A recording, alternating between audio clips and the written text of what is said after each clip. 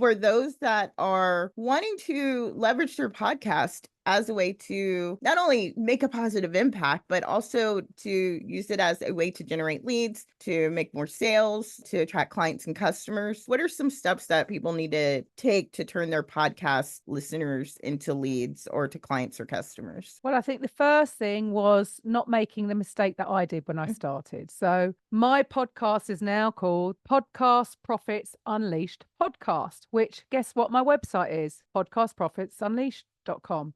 My workshop, podcastprofitsunleashed.com/1.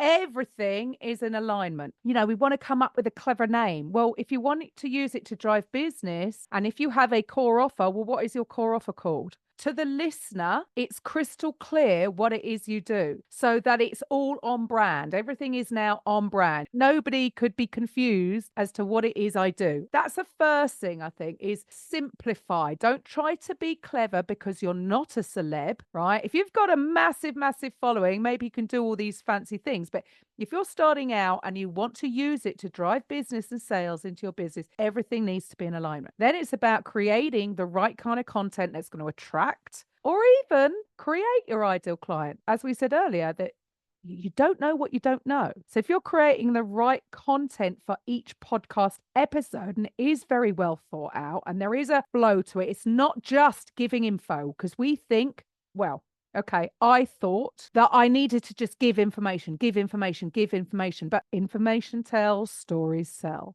So the way you can construct your whole podcast structure, as it were, whether that's interviewing guests, whether that's interviewing experts in your niche, whether that's interviewing past clients, current clients, or solo episodes, even the solo episodes, it's not just about teaching. There needs to be something a little bit more to be able to take the listener, and I suppose it's putting yourself in the listener's mindset to bring them on a journey. You get the opportunity every episode to just show up as your authentic self. I mean, I can be a little bit all over the place, and because I get really passionate and really excited about, but that's me. And I think that is the beauty.